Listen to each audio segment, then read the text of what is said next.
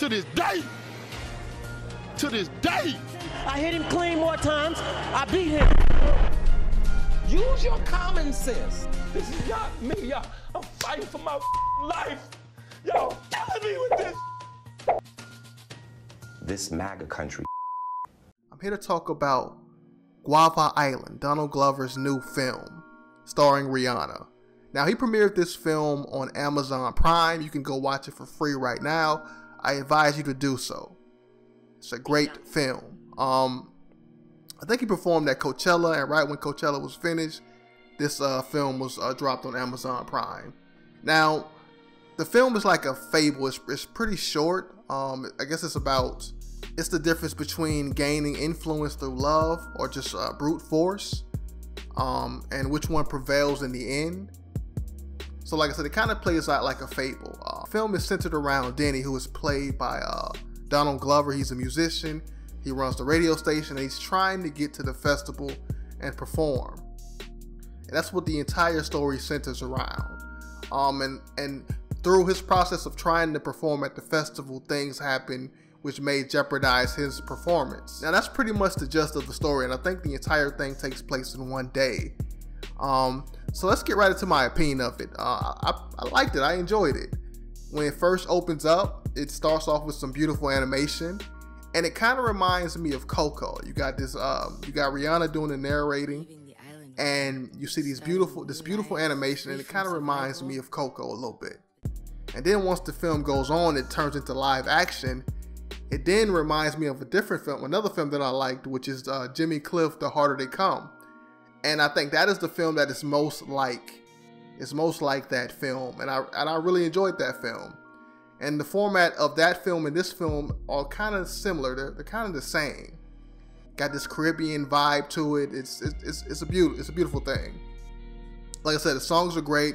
You've heard most of the songs already. He's released them before dropping this, so there isn't too many new songs in this. You've pretty much heard them all before. But that's not a bad thing at all. I mean, you'll enjoy listening to those old songs over, and you'll enjoy seeing them in the proper context. Because when we first heard "This Is America" or "Summertime," we didn't know what they were for. We thought that the songs were just like some random one-off songs. We didn't know that they were part of a bigger project. And that's really what I want to talk about when discussing this right here, because I think he talked about. Donald Glover talked about not just releasing albums, but trying to make albums, projects, a greater experience than just music. I'm a fan of yours. Red cargo is the best cargo.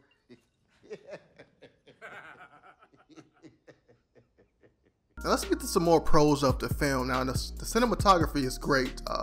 Hiro Murai, you're familiar with his work from Atlanta, and he's usually the guy that directs a lot of Donald Glover's stuff. So yeah, you'll be familiar with it. It looks great. Cinematography is beautiful. Has this kind of old style to it. It just fits perfectly with what he's trying to do here. Now, I did like all the characters in here. You got Letitia Wright playing Kofi's friend, and Kofi is played by Rihanna, who is Donald Glover's love interest. I really enjoyed those characters. I even enjoyed the, I guess, the villain of the film. You see, with art, you never know how people are going to feel about it. It can be hard.